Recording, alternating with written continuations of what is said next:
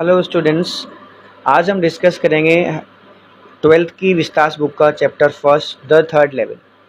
बड़ा ही इंटरेस्टिंग, बड़ा मिस्टीरियस सा चैप्टर है। आपको जब आप उसको पढ़ेंगे तो बहुत अच्छा भी लगेगा और लास्ट तक आप पढ़ेंगे तो आपको समझ आएगी कि एक्चुअल में माजरा है क्या इस चैप्टर में।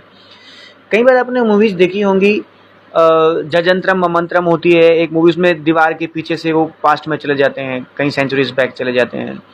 एक टाइम स्टोरी मूवी है, उसमें आप बैक में चले जाते हैं। तो कुछ इस तरह की मिस्टीरियस सी कहानी है इसमें। इस कहानी में है क्या, इस चैप्टर में चार्ली जो है 31 ईयर्स ओल्ड एक आदमी है और एक्चुअल में वो ये कहता है कि ग्रैंड सेंट्रल एक स्टेशन है, उस पर 2 लेवल, सभी को पता है कि 2 लेवल हैं उस पर, लेकिन वो कहता है कि उसने एक थर्ड लेवल भी देखा है वहाँ पर। जैसे हम आप जाते हैं कई बार, मेट्रोज होती हैं हमारे दिल्ली में होती है ना, तो ऊपर नीचे जब चलती हैं फर्स्ट लेवल, हम फ्लोर के हिसाब से हम कह सकते हैं फर्स्ट फ्लोर सेकंड फ्लोर, ठीक है ना, कुछ बेसमेंट हो सकता है, तो इसको हम लेवल की बात करते हैं।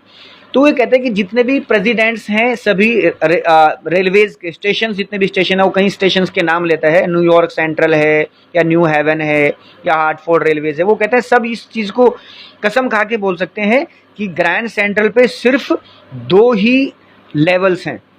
लेकिन वो कहता है लेकिन मुझे कंफर्म है कि यहाँ पर 3 लेवल हैं।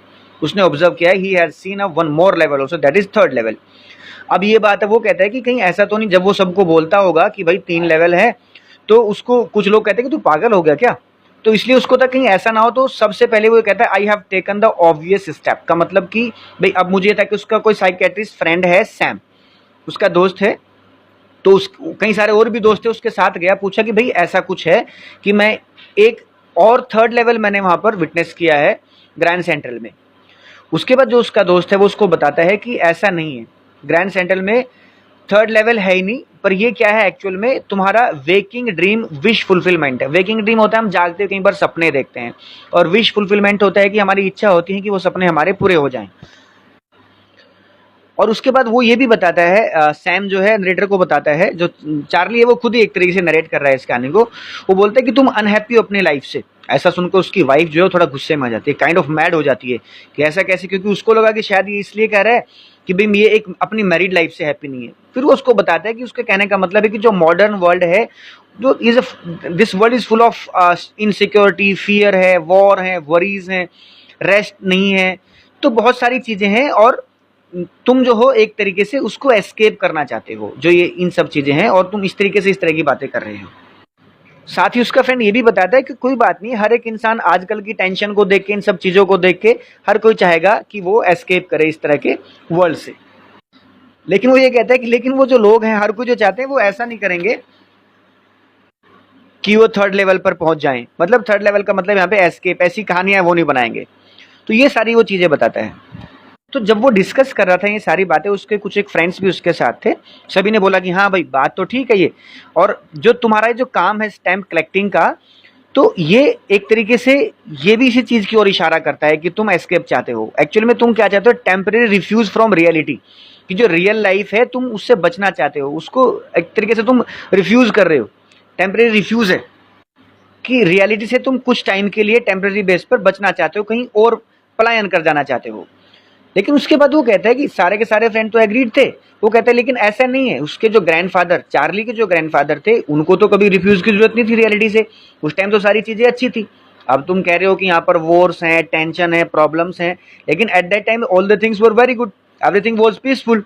और उनका भी ये शौक था कि वो जो स्टैम्प कलेक्शन का जो काम है वो करते थे, तो बहुत सारा अच्छा काम था। तो ये वो बात बिल्कुल भी एक्सेप्ट नहीं करता। दूसरा, वो फिर एक पॉइंट और बताता है कि जो प्रेसिडेंट रूजवेल्ट थे वो भी स्टैम्प कलेक्शन का काम करते थे। चलो पहले मैं आपको बताता हूँ कि स्टैम्प कलेक्शन क्या है, फर्स्ट डे कवर क्या है। Stamp collection first day cover क्या होता है कि जिस दिन स्टैम्प इशू होती है, नई स्टैम्प इशू होती है, कुछ टाइम के बाद, अंतराल के बाद, डेकेड्स के बाद हो जाती हैं, तो वो क्या होता है, फर्स्ट डे कवर एक चीज होती है कि उस टाइम पे जो स्टैम्प कलेक्टर्स हैं वो स्टैम्प को कलेक्ट कर, स्टैम्प लेते हैं, और एक ब्लैंक एनवेलप होता है, उसमें कुछ लिखा नहीं होता, उस पर वो स्टैंप लगाते हैं और उसको अपने एड्रेस पे पोस्ट कर देते हैं। वो फर्स्ट डे कवर होता है। एक तरीके से वो ये आने वाले टाइम में, फ्यूचर में बताती है कि पास्ट में इस टाइम पर ये स्टैंप इशू हुई थी, तो जो उसको बोलते हैं फर्स्ट डे कवर्स। तो कुछ लोग स्टैंप कलेक्शन का काम करते हैं। और वो ये बात बिल्कुल नहीं मानता कि जो उसका स्टैम्प कलेक्शन का जो काम है चार्ली का, वो टेम्परेरी रिफ्यूज फ्रॉम रियलिटी है, या फिर दूसरा उसने बात बोली थी कि भाई तुमने थर्ड लेवल देखा, वेकिंग ड्रीम विश फुलफिलमेंट है। तो ये दोनों बातों को बिल्कुल रेडी नहीं करता।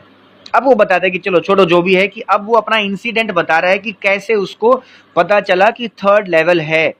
वो बता रहे कि ग्रैंड सेंट्रल पे एक दिन क्या हुआ, वो जा रहा था, समर की नाइट थी, काफी लेट तक उसने ऑफिस में काम किया और फटाफट से उसको जो था पहुंचना था अपने अपार्टमेंट में। तो उसने सोचा कि सबवे ले लेता हूं मैं ग्रैंड सेंट्रल। सबवे जैसे मेट्रो वाली ट्रेन होती है ना, एक तो जैसे बस से अलग होती है ना, मेट्रोज आपने देखी, आप मेट्रोज को मान के चलिए, ठीक है, मेट्रो ट्रेन जो आप देखते हैं। तो ग्रैंड सेंट्रल में वहां से वो उसने सोचा कि चलो मैं ले लेता हूँ, और थोड़ी फास्टर भी चलती है।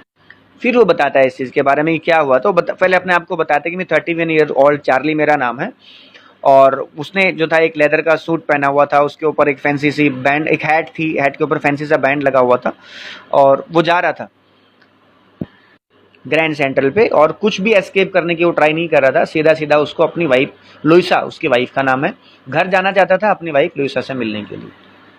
तो क्यों बताता है कि जैसे ही वो ग्रैंड सेंट्रल से जैसे ग्रैंड सेंट्रल की तरफ मुड़ा, कहाँ से वो मिला, वेंडरबिल्ट एवेन्यू से मुड़ा, और फिर कुछ एक स्टेप्स वो चला फर्स्ट लेवल पे, फर्स्ट लेवल से जहाँ पे तकरीबन 20th सेंचुरी है, ट्रेन का नाम है 20th सेंचुरी नाम की जो ट्रेन है वो चलती होंगी। उसके बाद फिर थोड़ा सा और चला वो, फिर वो सेकंड लेवल पे चला, सेकंड लेवल जहाँ पर सब अर्बन ट्रेन जो है वो वहाँ से निकलती हैं। और उसके बाद फिर वो था एक आर्च डोरवे था, वहाँ पर वो एक्चुअल में अंदर चला गया, वहाँ पे उस डोरवे में से एक्चुअल में उसने एंट्री की, और वहाँ पे फिर वो खो गया। उसको नहीं पता कि अब वो आगे की चीज़ें बताते हैं कि वो आगे कैसे कैसे चलता गया। उसके बाद फिर वो बताता है कि 100 टाइम्स जो है वो ग्रैंड सेंट्रल में रहा है, एग्जिट किया है, आया है, गया है। तो वो बताता है कि हर बार वो अलग अलग तरीके के नए नए डोरवेज मिलते थे, नई नई स्टेयर्स, कॉरिडोर्स मिलते थे। तो उसको मिस्ट्री समझ नहीं आती थी। ग्रैंड सेंट्रल कई बार हम क्या देखते हैं, देखो आप मेट्रो स्टेशन पर जाते हैं तो आपके कई सारे एग्जिट होते हैं, वहाँ पे 7-8 तरह के एग्जिट होते हैं। एक एग्जिट कहीं और 12 खंबा निकलेगा, एक एग्जिट राजीव चौक निकलेगा, एक एग्जिट आपका कश्मीरी गेट निकलेगा, है ना। तो जैसे आप एग्जिट से निकलते हैं तो अलग अलग लोकेशन पर जाकर निकलते हैं। तो यही चीज वो बता रहा है कि जो एग्जिट, बहुत सारे एग्जिट थे, तो कई बार अलग उसको पता ही नहीं होता था। इसके बाद वो बताता है एक लंबी सी टनल थी वहां पर, तकरीबन 1 मील लंबी, और उसमें से चलता गया और जाके बाहर निकला रूजवेल्ट होटल के सामने लॉबी में, वहां पर वो निकला। एक बार फिर वो बताता है कि एक बार फिर वो बाहर निकला 46th स्ट्रीट, ये जगह का नाम है, वहां पे 3 ब्लॉक्स अवे के डिस्टेंस पर है, तो वहां पर वो निकला। अब वो ग्रैंड सेंट्रल का कंपैरिजन करते हैं एक ट्री के साथ। ट्री के साथ कहते हैं जिस तरह जो ट्री होता है उसकी ब्रांचेस होती हैं, रूट्स होती हैं, अलग अलग जगह बड़ी सारी ब्रांचेस निकलती रहती हैं, पता ही नहीं होता कौन रूट कहाँ पे है, एक ब्रांचेस कहाँ पे है। तो वो उसके बाद ये भी बताता है कि हो सकता है शायद कोई लंबी सी टनल हो जिसके बारे में कुछ लोग ना जानते हो, और अंदर शहर के अंदर ही अंदर वो निकले जाके, और वो टाइम्स स्क्वायर पर निकलती हो, या दूसरी कोई एक और टनल हो, सुरंग हो, वो जाके सेंट्रल पार्क में निकलती हो। क्योंकि बहुत सारे लोग इस एग्जिट, ये जो ग्रैंड सेंट्रल है, बहुत सारे लोगों का एग्जिट रहा है, बहुत सारे लोग यहाँ से निकलते हैं। तो वो मिस्टीरियस, वो कहता है कि अल्टीमेटली कहने का मतलब है कि जो ग्रैंड सेंट्रल है एक तरीके से मिस्टीरियस है पूरा का पूरा। उसमें टनल्स हो सकती हैं, अलग अलग रास्ते हो सकते हैं, और वो रास्ते कहाँ कहाँ निकलते हैं नोबडी नोज अबाउट दिस। लेकिन वो कहता है कि कुल मिला के ये जो बात थी थर्ड लेवल वाली, उसने अपने दोस्त जो सैम उसका नाम था, साइकेट्रिस्ट था, उसको ये बात नहीं बताई कि he had experienced third level. Further वो डिस्क्राइब करता है कि वो एक्चुअल में थर्ड लेवल पर पहुंचा कैसे। अब कॉरिडोर जो था, कॉरिडोर में वो जा रहा था, धीरे धीरे कॉरिडोर थोड़ा लेफ्ट की तरफ मुड़ता गया, फिर नीचे की तरफ चलता गया। वो उसको लगा थोड़ा सा कि शायद वो कहीं ठीक रास्ते पर नहीं चल रहा है, लेकिन फिर भी गया। फिर उसने देखा कि एक कोई और आवाज़ नहीं है, उसकी सिर्फ अकेले की आवाज़ आ रही है, और उसने देखा कि कोई मतलब सिंगल इंसान भी उसके आसपास नहीं है। फिर उसने एक हॉलो सा रोर सुना, मतलब खाली सी आवाज़ उसने सुनी ओपन स्पेस की, हल्का सा उसको आवाज़ आई लोग बात कर रहे हैं। और जो टनल थी एकदम से वो लेफ्ट में, शार्प लेफ्ट की तरफ वो मुड़ी, और फिर just he went down a short flight of the stairs, थोड़ी सी और सीढ़ियाँ चढ़ा, और फिर वो कुल मिला के थर्ड लेवल पर पहुंच जाता है ग्रैंड सेंट्रल के। कुछ टाइम के लिए उसने सोचा कि शायद वो दोबारा से सेकंड लेवल पर आ गया है, लेकिन जब उसने देखा ध्यान से तो कंपैरिजन किया कि जो वहां पर रूम थे थर्ड लेवल पर, this were smaller than the second level, और जो टिकट विंडोज थी वो वहां पर कुछ कम थी, फ्यूअर थी। और ट्रेन गेट्स भी कम थे, और जो इंफॉर्मेशन बूथ था सेंटर में वो क्या था, वुड का बना हुआ था, लकड़ी का बना हुआ था और ओल्ड लुकिंग था, ओल्ड फैशन का था। और उसके बाद वो ये भी बताता है कि जो बूथ में जो इंसान बैठा हुआ था वो ग्रीन कलर का आई शेड उसने पहना हुआ था, लॉन्ग सी ब्लैक स्लीव उसने डाली हुई थी as a protector, black sleeve का कुछ भी उसने गारमेंट डाला हुआ था अल्टीमेटली। और जो लाइट्स थी वहां पर वो डिम थी थोड़ी, और फ्लिकर भी हो रही थी बीच बीच में वो लाइट से। और लास्ट में उसने ये भी नोट किया कि ये जो लाइट्स थी ओपन फ्लेम गैस लाइट्स थी। जैसे अभी आपने कई बार देखा होता है कि गैस सिलेंडर होते हैं, सिलेंडर के ऊपर एक फिलामेंट हम लगाते हैं और वो लाइट जलती रहती है, तो अब वो फ्लिकर सी करती रहती है कई बार। इस तरह की गाँव में भी बहुत जगह यूज करते हैं उस तरह की लाइट को, कई बार देखी होगी आप लोगों ने। तो अल्टीमेटली वो ये कह रहा है कि सारी की सारी जो चीजें थी वो पास्ट की तरफ इशारा कर रही थी। ब्रेस के स्पिट्यून्स थे, पीक दाने, स्पिट्यून्स और पीक, जहाँ पे हम पान वान खा के कोई मतलब स्पिट करते हैं, वो वहां पर पड़े हुए थे। और उसके बाद वो कहता है कि उसका ध्यान एक इंसान की तरफ पड़ा, उसने जो था अपनी पॉकेट के बनाने के पॉकेट से एक वॉच निकाली, गोल्ड वॉच। और उसके बाद उसने देखा कि कहीं शायद वो लेट वेट तो नहीं हो गया, मतलब वो ऑब्जर्व कर रहा है। और उस इंसान ने एक डर्बी हैट पहनी हुई थी, डर्बी हैट होती है ऊंची सी ब्लैक कलर की, जो कई बार हम हॉर्स राइडिंग वगैरह में आपने देखा होगा, कई बार मूवीज में या कई बार टीवी में वो डालते हैं। और उसके जो 4 बटन वाला उसने सूट डाला हुआ था, टाइनी लेपल्स का, लेपल्स जो हमारी साइड में कॉलर टाइप होते हैं ना, कॉलर जैसा होता है जो कुट का, वो लेपल्स होते हैं। तो और हैंडल बार जैसी उसकी मोस्टेज, जो मूछे थी नीचे की तरफ मुड़ी हुई थी, कुछ मूवीज में आप देखते हैं अजीत रखता था, कुछ मूवीज में, पुरानी मूवीज में नीचे की तरफ मुड़ी मूछे हैंडल बार टाइप होती हैं। तो अल्टीमेटली वो कहता है कि पुराने टाइम की ओर इशारा कर रहे थे, उसकी ड्रेसिंग सेंस था, जो उसके कपड़े उसने पहने थे, और जो वॉच वो यूज कर रहा था। अब चूंकि वो 20th सेंचुरी में है तो अब तो कोई यूज नहीं करता पॉकेट वॉच, लेकिन वो 19th सेंचुरी में 1890s के आसपास की बात है, जब उस टाइम की वो जो वॉच थी वो उसको यूज कर रहा था। अब ये सारी की सारी बात वो ऑब्जर्व कर रहा है। ऑब्जर्व, वो अल्टीमेटली उसने ये पूरा ऑब्जर्व किया। स्टेशन पर जो कोई भी उसने देखा वो लग रहा था कि शायद जो उसका ड्रेसिंग सेंस है वो 1890 के आसपास का लग रहा था सभी का। इस तरीके की मूछे, फैंसी मूछे थी साइड बर्न्स के साथ, तो अपनी जिंदगी में इतनी मूछे उसने कभी नहीं देखी। फिर एक वुमेन को उसने ऑब्जर्व किया, वो भी उस तरीके की एक जो स्कर्ट पहनी हुई थी उसने, बटन स्लीव्स वाली स्कर्ट, जो टॉप तक, हाई बटन शूज पहने हुए थे। तो ये सारी की सारी जो ड्रेसिंग सेंस थी वो पास्ट को इंडिकेट करती थी 1890s के टाइम। फिर उसका ध्यान पड़ा ट्रेन पर, जो लोकोमोटिव हम कह सकते हैं, जो इंजन होते थे पहले ना, ये ईवी करियर और ईवी जो लोकोमोटिव है, एक फर्म है उस वक्त की जो इंजन वगैरह बनाती थी इस टाइम की, 18th सेंचुरी की, 19th सेंचुरी की। तो उस वक्त ये इंजन चलते थे, और जो उसकी फनल थी, जो ऊपर से चिमनी में जो धुआं निकलता था, कोयले का जो धुआं निकलता था, वो बताता है कि वो बिल्कुल एकदम पास्ट के टाइम का उसको दिख रहा था सारा का सारा। तो अब उसको पता चल गया कि भाई मैं बिल्कुल एकदम से पास्ट में आ चुका हूं। फिर भी इस बात को श्योर करने के लिए उसने क्या किया, फिर देखा वहां पर एक न्यूज़पेपर पड़ा हुआ था, द वर्ल्ड उस न्यूज़पेपर का नाम था। और ये कहता है कि द वर्ल्ड बहुत टाइम से पब्लिश ही नहीं हुआ था यूएस से, लेकिन था क्या ये, इस न्यूज़पेपर में जो उस टाइम के प्रेसिडेंट थे क्लेवलैंड, उसके बारे में कुछ लिखा हुआ था। फिर वो कहता है कि मैंने फिर लाइब्रेरी में जाके, पब्लिक लाइब्रेरी में जाके ढूंढा, बहुत सारा फाइल्स पड़ा हुआ था वहां पर चीजों का, कई सारी फाइल्स ढूंढी उसने, और देखा कि ये जो प्रिंट हुआ था ये 11 जून 1894 में प्रिंट हुआ था। अब उसको समझ आ गया सारी की सारी कहानी कि तुम पास्ट में आ चुके हो। अब वो समझ गया कि ग्रैंड सेंट्रल पे तीसरा लेवल भी है, थर्ड लेवल भी है। अब वो टिकट विंडो के पास गया, और वो अब सिंपल उसको एस्केप करना, वो चाह ही रहा था कि भाई अच्छी सी जगह वो जाएगा, तो अपनी वाइफ लोइसा के लिए और खुद के लिए वो 2 टिकट खरीदने के लिए वो वहां पर पहुंच जाता है। गेल्सबर्ग, इलिनॉइस जो जगह है, इलिनॉइस में जो जगह है गेल्सबर्ग में, वहां पर वो जाना चाहता है। अब वो डिस्क्राइब करता है कि बहुत अच्छी वो जगह है, एकदम इलिनॉइस में जो गेल्सबर्ग जगह है बहुत अच्छी जगह है, और वहां पर वंडरफुल जो बड़े बड़े जो ट्रीज हैं वो ऊपर बिल्कुल उनकी जो ब्रांचेस हैं ऊपर एक तरीके से कैनोपी की तरह छत पर वो मिली हुई हैं, ऊपर जाके ऐसा लगता है जैसे कैनोपी बन गई है, उनकी ब्रांचेस आपस में मिली हुई है, बहुत बड़े बड़े ट्रीज हैं।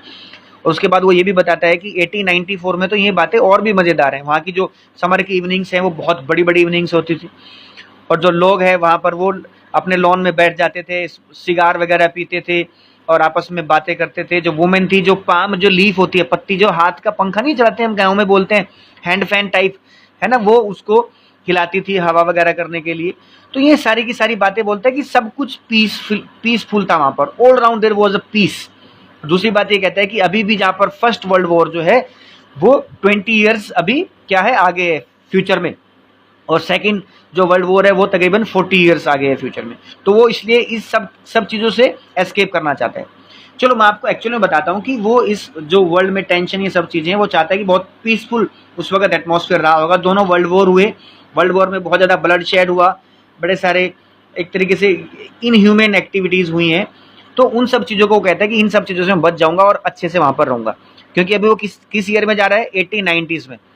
तो और फर्स्ट वर्ल्ड वॉर हुआ था कब, 1914 टू 1918, ठीक है, 1914 से 1918 के आसपास, तो 20 साल ये, और सेकेंड वर्ल्ड वॉर 1940 के आसपास, तो 40 साल आगे वो पड़ा हुआ। तो कहता है सब कुछ बहुत अच्छा रहेगा उस वक्त अगर मैं चला जाता हूँ तो।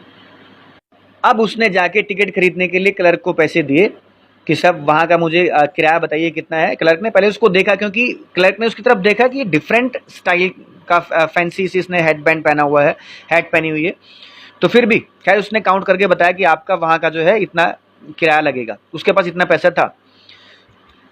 अब जब उसने उसको पैसे दिए और उसकी तरफ किए, तब उसने बोला, क्लर्क ने देखकर, जो बिल्स थे, बिल्स का मतलब यहाँ पर पैसे ही है, ठीक है, करेंसी है, जो उसने देखा कि भाई ये पैसा नहीं है, तो तुम अगर मुझे चीट करने की कोशिश कर रहे हो तो तुम बहुत दूर तक नहीं जाओगे, ultimately you will be caught by the police. मैं पुलिस को बोलूंगा कि तुम फर्जी है, नकली नोट लेकर यहाँ पर आए हुए हो। अब उसको इस चीज़ को लेकर डर लगा। फिर उसने देखा, जब थोड़ा बिजी होगा क्लर्क नीचे देखने लगा, तो देखा कि जो पैसे थे, जो बिल्स थे, जो नोट थे करेंसी के, तो पुराने स्टाइल के तकरीबन 150% लार्जर थे, वो बड़े थे साइज में 150%। तब उसको समझ आया कि ये तो गलत है सब कुछ, तो ये तो जो ओल्ड करेंसी है वही वहाँ पर चलेगी। तो फटाफट से वो डर गया और वहाँ से भाग गया, क्योंकि उसको लगा कि शायद मुझे यहाँ पर जेल में बंद ना कर दे। फिर नेक्स्ट डे उसने क्या किया, लंच आवर के टाइम वो गया और वहाँ पे जाके उसने उसके पास 200 जो रुपीज़ थे, उसके पास $300 थे उसके पास, उसने उसके ओल्ड करेंसी के नोट लिए। वो कहता है कि हम ऐसे ले सकते हैं, जो कॉइन डीलर्स होते हैं उसके ऊपर कुछ एक्स्ट्रा पैसा देना पड़ता है, तो you can exchange the money, आप पुरानी करेंसी के नोट्स ले सकते हैं। और इस चीज़ को टेंशन, जो उसका फ्रेंड था सैम, साइकेट्रिस्ट जो फ्रेंड था, उस चीज़ को लेकर टेंशन हुई कि उसने पैसा निकाला है। तो ये कहता है कि $300 से कुल मिलाकर उसको लेस देन 200 ओल्ड करेंसी के नोट्स जो उसको बिल्स जो है उसको मिले। वो कहते हैं कोई टेंशन नहीं है, उस वक्त जो चीज़ें थी बहुत सस्ती थी, कोई इशू नहीं है। और उसके बाद फिर दोबारा से जब वो गया थर्ड लेवल पर जाने की उसने कोशिश की, ग्रैंड सेंट्रल स्टेशन पर जब वो पहुंचने की कोशिश की, वो कहता है उसके बाद उसको दोबारा थर्ड लेवल नहीं मिला। फिर उसके बाद वो कहता है कि लुइसा इस चीज़ को लेके टेंशन में आ गई। उसने बोला उसको कि भाई हम आगे से, तो आपको आगे से जो है थर्ड लेवल को ढूंढना बिल्कुल बंद करो। लेकिन फिर भी ये था, कभी कभी वो ट्राई कर लेते थे वीकेंड पे उस चीज़ के लिए, ढूंढने के लिए थर्ड लेवल को। और अपने दोबारा से जो उसका जो काम था स्टैम्प कलेक्शन का, अपने काम पे वो उसने शुरू कर दिया। अब इंटरेस्टिंग बात ये होती है कि जो उसका फ्रेंड था सैम, वो डिसअपीयर हो जाता है, पता नहीं वो कहाँ गया। सबको डाउटफुल होता है कि वो गया कहाँ पर है। जब वो, लेकिन वो ये बताता है कि जब वो सिटी बॉय था एक्चुअल में, और नरेटर यानी कि चार्ली उसको बताया करता था गेल्सबर्ग के बारे में स्कूल टाइम में, तो बड़ा अच्छा लगता था उसको कि कितना बढ़िया रहा होगा गेल्सबर्ग में, तो वो वहाँ पर जाना पसंद करता था। और वो कहता है कि अब उसको कन्फर्म हो जाता है कि जो सैम है वो शायद 1894 में चला गया है गेल्सबर्ग में। अब उसको ये कंफर्म कैसे होता है, अब वो बताते हैं कि जब वो स्टैम्प कलेक्शन का काम एक दिन कर रहा था, तो फर्स्ट डे कवर उसने देखे। फर्स्ट डे कवर मैंने आपको बताया है, जब स्टैम्प इशू होती है तो स्टैम्प कलेक्टर्स जो होते हैं, जो स्टैम्प कलेक्ट करते हैं, वो एनवेलप जो है अपने खुद के एड्रेस पे भेज देते, उस पर स्टैम्प लगा के, और अंदर कुछ नहीं डालते। तो जब वो ढूंढ रहा था फर्स्ट डे कवर, तो वो कहता है कि एक एनवेलप उसको वहां पर मिला जो वहां पर नहीं होना चाहिए था। तो उस एनवेलप में क्या था कि उसके एड्रेस पे वो पोस्ट हुआ था, और एनवेलप के ऊपर स्टैंप थी, वो थी 18 जुलाई 1894, पुराने लेवल की स्टैंप थी। और स्टैंप एक्चुअल में तो फर्स्ट डे कवर में कुछ होता नहीं है, लेकिन ये फर्स्ट डे कवर ब्लैंक नहीं था, बल्कि उसके अंदर कुछ एक एनवेलप था, उसमें कुछ लिखा हुआ था। तो ये चीज़ बताता है कि जो डल से कलर की जो स्टैंप थी, तो वो पास्ट को शो करता है कि ये पास्ट में उसने पास्ट से इस जो लेटर को पास्ट से पोस्ट किया गया है। और उस पेपर, जो पेपर था उसके अंदर, उसमें क्या लिखा हुआ था, चार्ली के नाम वो एड्रेस किया हुआ था, उसमें डेट डली हुई थी। और उसमें किसने था एक्चुअल में, वो लिखा था सैम ने। उसने बोला था कि भाई उसको, चार्ली को बोला कि मैं चाहता था कि तुम सही, जो तुम कह रहे हो काश वो ठीक हो, उसके बाद मुझे विश्वास होगा कि शायद तुम ठीक हो। अब वो फाइनली कहता है कि तुम ठीक थे, राइट अपनी जगह पर, थर्ड लेवल है, और मैं यहाँ पर, मुझे 2 हफ्ते हो गए हैं, मैं थर्ड लेवल पर आ गया हूँ, और तुम दोनों भी, लूसिया और तुम दोनों जो है सर्च करते रहो, तुम्हें थर्ड लेवल मिलेगा, और यहाँ पर बहुत अच्छी जगह है थर्ड लेवल पर, बहुत ही इंटरेस्टिंग ये जगह है। और उसके बाद वो ये भी बताता है कि मैं दिल्ली यहाँ पर किसी पर्सन को रेफर करता है वो, कि दिल्ली के यहाँ पर, दिल्ली के घर पर हम आए हुए हैं, यहाँ पर एंजॉय कर रहे हैं, कुछ लोग पियानो बजा रहे हैं कोई, और कुछ सिंगिंग कर रहे हैं, और उसको जो है अब नींबू पानी के लिए भी इनवाइट किया गया है। तो ये सारी बातें उसको वो उस जो लेटर है उसके अंदर मिलता है, उसमें लिखी होती है। अब माजरा क्या है ये समझने के लिए चार्ली पहुंच जाता है, जो कॉइन डीलर था इस टाइम, जहां से उसने चेंज कराई थी अपनी करेंसी, वहां पर वो पहुंच जाता है। और उसके बाद वहां से जाकर उसको पता चलता है कि सैम ने जो 800 की जो उसके पास करेंसी थी, उसके वर्थ के उसने ओल्ड करेंसी खरीदी है। तो उसके बाद वो कहता है कि उसके लिए ठीक है, जो वो वहां पर अच्छा सा अपना घास फूस का, ग्रेन का बिजनेस कर सकता है, अच्छा अच्छे तरीके से वहां पर वो सेट हो सकता है। ये बात वो बोलता है कि एक्चुअल में जिस चीज़ की उसको विश थी, जो चीज़ वो इच्छा करना चाहता था, जिस चीज़ को गेल्सबर्ग में रहना चाहता था वो, लेकिन अब लास्ट में जो है नरेटर एकदम क्वेश्चन मार्क के थ्रू छोड़ देता है इस बात को कि उसका ओल्ड बिजनेस, क्या ओल्ड बिजनेस था उसका, वो एक साइकेट्रिस्ट था, एक डॉक्टर था, दिमागी डॉक्टर था, तो उसके बारे में क्या होगा। तो कुल मिला के एक बड़े इंटरेस्टिंग सी मिस्टीरियस सी कहानी है। तो यहाँ पर ये कहानी एंड होती है। Thank you, all the best.